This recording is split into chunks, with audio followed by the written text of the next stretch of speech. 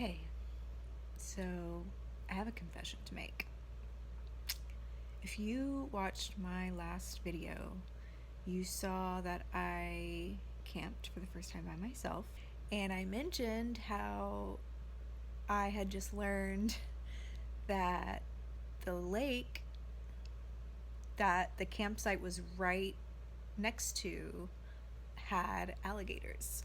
That night, I had made some dinner over a fire and it was getting dark, and I was just cleaning up and getting ready to go in my tent, and that is when I for sure saw an alligator just chilling and cruising down the lake, but right up next to like the edge of the lake, but the edge where the campsite was. Like, this alligator was feet away from me.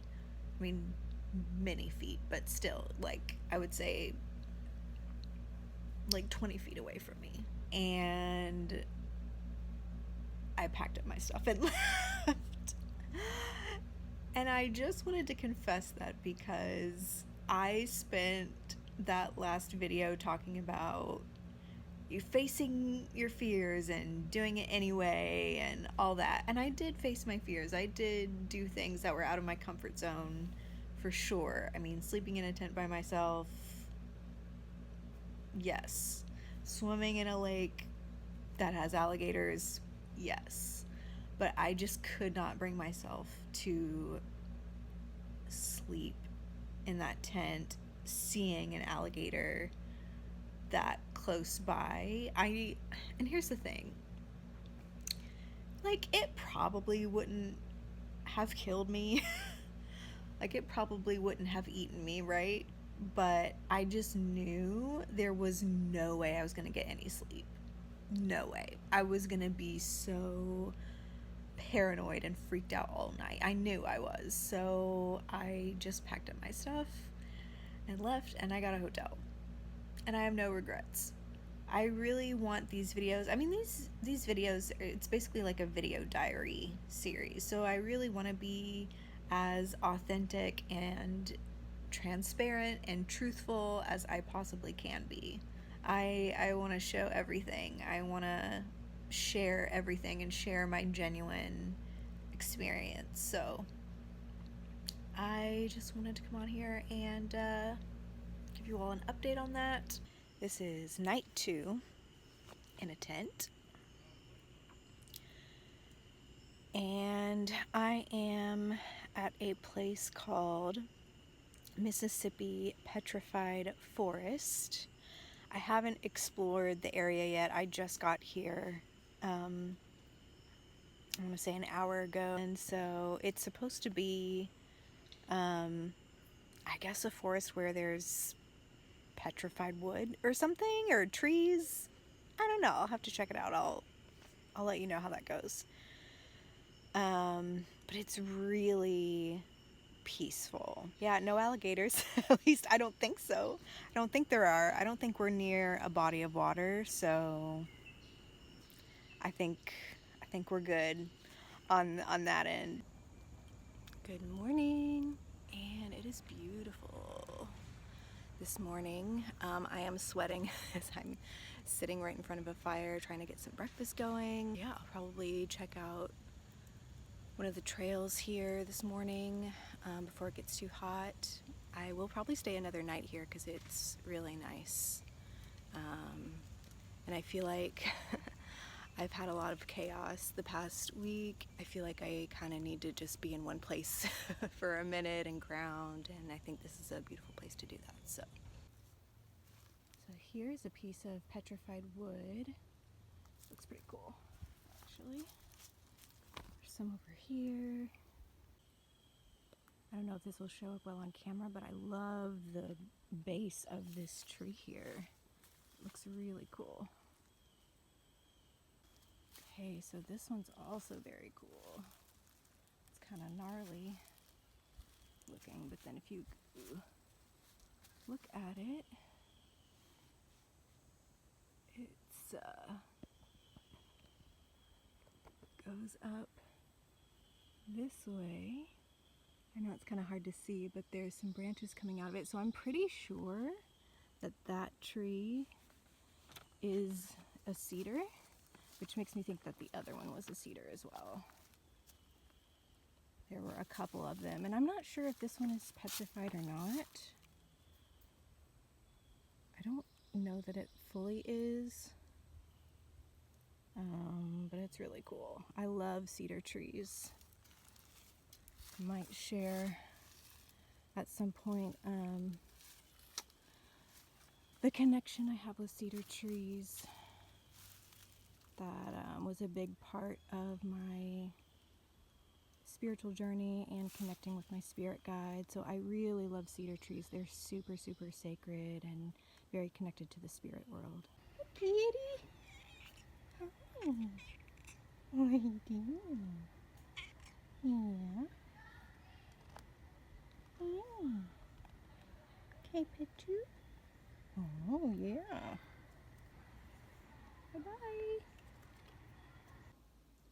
I'm totally nerding out right now. I'm at the end of the tour where there's like a bunch of like petrified wood and fossils and all kinds of stuff. And I was looking down here and I thought this was just like logs or whatever.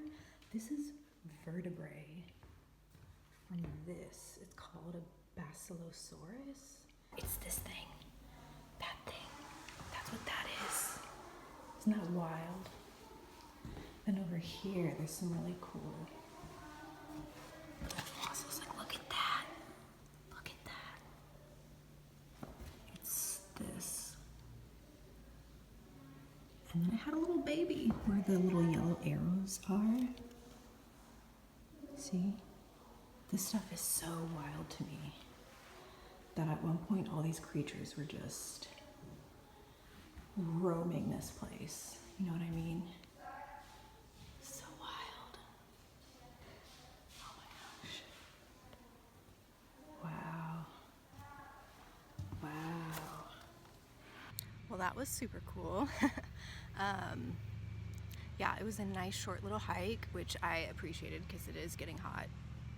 And it's just this little trail that goes around and points out different, mostly like petrified logs that are in their original place. They don't touch anything, so the logs are just kind of where they are based on where they land from erosion or what have you. And that was cool. And then of course you saw the fossil room. I was loving that. That was super neat. And then, so I had an idea. So in the gift shop, they have crystals everywhere. It was like, yeah, I love me some crystals. So it's like a recovering alcoholic being in a bar for me. But I do pretty well with, you know, at this point, I'm mostly pretty good about not buying a bunch of stuff I don't need. That being said, I did buy some petrified wood, but I have a really cool idea because they had, of course, some crystals, but they have some beads. So I bought some petrified wooden beads and a couple different petrified wood chunks, I guess you would say. This one's like smooth and polished, this one's rough. And I'm gonna make a beautiful little necklace out of them, and I intend for it to be for sale. So I'll keep you updated on that, and if you are interested in purchasing that, I'll let you know how to do that. I wanted to just connect with the energy of the petrified wood and maybe even the nature spirits here. Something I was noticing as I was walking around the place and even looking at the fossils, you know, this petrified wood is hundreds of years old, especially the logs that I saw on the hike. And then going into the little, I don't know if I can say museum, it was like one room with all those fossils, but looking at the fossils, you know, I'm looking at things that are also hundreds of years old. And so a question that popped into my mind as I was looking at the fossils and I was thinking about all of these old petrified trees is I wonder what we can learn from things that are this old. And so I wanted to kind of hold this beautiful petrified wood, polished wood stone and try to connect to the spirit of these trees and ask that question and see maybe what else comes through. So actually the first thing that I really felt as I was thinking of that question is that I think something that teaches us is that change is constant and inevitable. Evolution is constant and inevitable, and that, I think humans get so zoomed in on our little lives and we think that that's all there is, but things grow and evolve and change constantly. Maybe not quickly, maybe like slowly over time.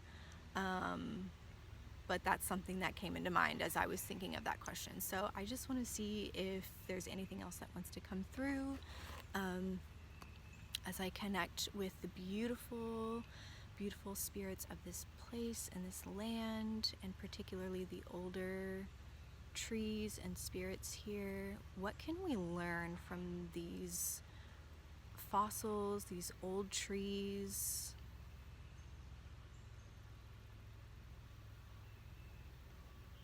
So I'm seeing how it's kind of like DNA, how, and like ancestry, how that's passed down through generations. It's kind of the same with old things like this and old trees, where it's like that energy isn't dead, like even the petrified wood, where it's technically not a living tree anymore, the essence of that tree that was once alive is still there, and it is still, it's, I feel like it almost kind of recycles itself into the trees that are living here. It's like they pass down information, and like the I want to say the codes, like the genetic codes, get passed down through the trees that are alive. Trees are sacred record keepers. They really contain a lot of knowledge and wisdom. If you ever need advice, I'm not even joking at all, go ask a tree. Go ask a tree, seriously. Go sit with your back up against a tree and just meditate, or just connect with the tree and ask it for guidance or any wisdom or support or anything that you need, and they'll be happy to share it with you, as long as you're respectful, and make sure to thank the tree afterward. I know that sounds silly to some of you, I'm sure, but the trees really just miss connecting with us, you all. Like, they really would love for us to exist together more intimately, and not just be seen as like something growing out of the ground that has nothing to do with us, They're so important. Like, they literally keep us alive. They know how important their jobs are. Their job is to keep us alive and to protect the land and to protect the beings that live here in so many ways. Providing oxygen, first of all, but also like shelter, and for smaller animals, of course, like homes, and but also they offer protection energetically as well. They really help to anchor in certain energies that are needed. Like, if you think about how, they take in carbon dioxide and release oxygen, I feel like there's kind of an energetic exchange as well, where it's like they recycle old energy and help to not just purify the air literally, again with emitting oxygen, but like they're purifying the energy as well. So I feel like that really wanted to be shared here in this video. I'll go back to my question and see if there's anything else I want to share. So what can we learn? What do we need to know about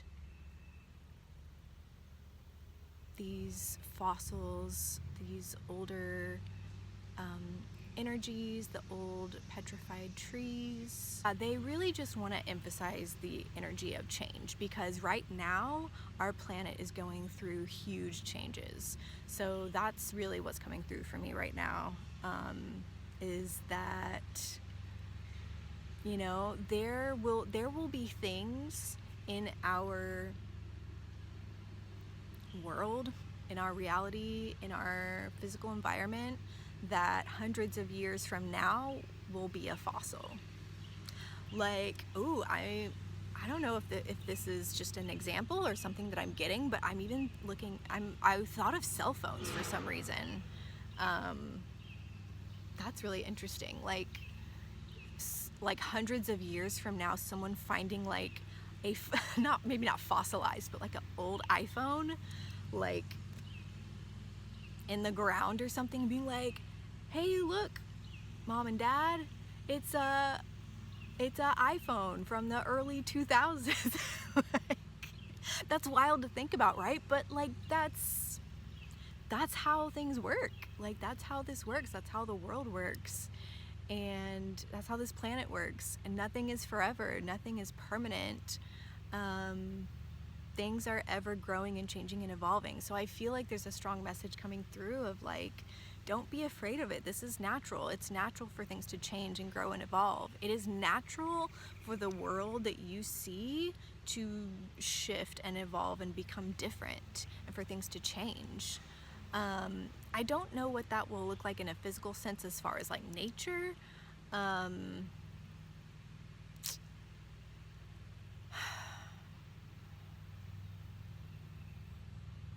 don't even know if I want to say this, but I'm kind of getting an energy of destruction a little bit, like, and it could even just be like natural disasters or, oh man, y'all, I don't even want to say it, but that's kind of the vibe I'm getting, is like that there's gonna have to be some sort of cleansing energy, and not like the entire planet is gonna like go up in flames, nothing like that, but that there are places that really need a deep cleanse, whether that's through water or fire. I feel like we've seen that a lot in the world right now, like a lot of fires, a lot of floods. Just know that a lot of that is for a reason, that the places that have gone through that have needed that sort of cleanse. It's not to say that that's not, you know, tragic, and of course, especially when human and animal beings are affected by that, but it's not something to like get like so, yeah, what's the word I'm looking for? Like panicked about. Like I feel like a lot of us are like, oh, it's the end of the world, or this like apocalypse kind of like mentality. It's not like that. Like, think about throughout this span of history, how many floods, how many huge earth shifts have happened on this planet. There's been so many. I kind of am getting the vibe that like we might be kind of going through that. And please, please, please know that I'm not saying this from a place of fear at all, really. I really think we're going to be okay. Actually, I had a dream about something like this that I'll share with you in a minute. But yeah, I'm not getting like an energy of like millions of humans dying. It's not like that. But there is an energy of like cleansing that's needed right now. And yes, there will probably be some loss of life, but I don't think it's going to be hugely devastating to the point of like it's not going to be like a Noah's Ark situation, basically. Like, that's not what I'm getting. So I'll share the dream that I had with you, actually. So I had a dream that I was in California, I guess somewhere in California, and me and a bunch of people were in this, I think it was like a sports arena or something like that, where it was like, there was, I guess, like a basketball court in the middle, and then bleachers and risers that kind of went up and around. and a bunch of us were there, and in the middle of this basketball court was this huge swimming pool, and it was like above the ground. It was maybe like inflatable or like I don't know, doesn't matter. A huge swimming pool. And we were all there because somehow, I don't know how you can like be warned of this or like plan for something like this, but there was this like siren or something going off where they told us the big one is coming and we need to be prepared, meaning earthquake, right? Like that's a thing in California, like they're talking about the big one. So we were all there, gathered there because the big one was coming. We were all in this swimming pool that was filled with water, so we were all just like floating around this swimming pool. And then sure enough, this huge earthquake like shakes, you know, everything. But it was interesting. Like, I don't think this is how it would be in real life, but all of us were in the swimming pool, and because we were in water, like we definitely got sloshed around a lot, but it's like the water acted as like a cushion, so nobody died. Nobody died. You know, if we were not in water and we were just on the ground when the earthquake was happening, we probably would have been like slammed into the wall, slammed into each other. Like we definitely would have had a lot more serious injuries and maybe deaths. But because we were in the water, it acted as this cushion so that the earthquake came and went and we were all okay. Y'all, I had this dream, I want to say like 3 weeks ago, maybe 4 weeks ago, something like that.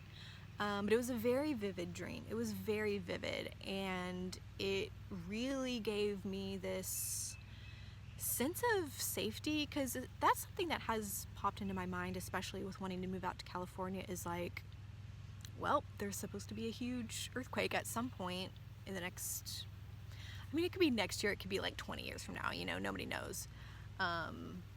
But that's something that came into my mind, but that dream really gave me peace of mind. I felt like there was this message of not only will I be okay, but I feel like we'll be okay. It just really felt like there was this sense of like safety in that, you know, something like that can happen and not be hugely devastating to human life. I mean, we saw that with the earthquake that was just off the coast of Russia. The earthquake was technically in the ocean, so there was some flooding, but it was a huge earthquake. What was it, like a 7 or a 8 on the, whatever the hell that the scale is called, on the earthquake scale. But it was a huge earthquake, but because it happened in the ocean, there wasn't that huge devastating loss of life or huge massive destruction. There was some flooding. I know Hawaii had a tsunami warning, but I think there was just some flooding, but other than that, it was okay.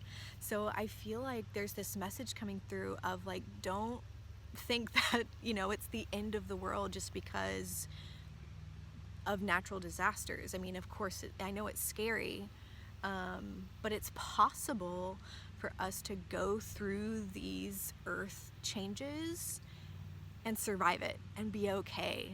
And the human race will go on. The human race will continue. I really, truly, firmly believe that Mother Earth does not want to destroy us. She really doesn't. I think that she really wants to protect her stewards, her children, the beings that inhabit her. And yes, she will do what she has to do to survive and to take care of herself. So yes, that does mean some destruction. It does mean, yes, sometimes there is some loss of life, but it is part of the natural cycles. It is part of the earth cycles, the cycles of this planet.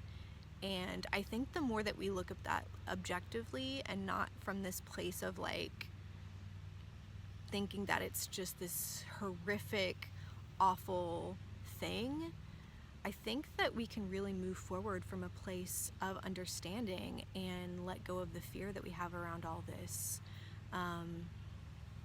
And again, not to invalidate how anyone feels about this. It is scary. Earthquakes are scary.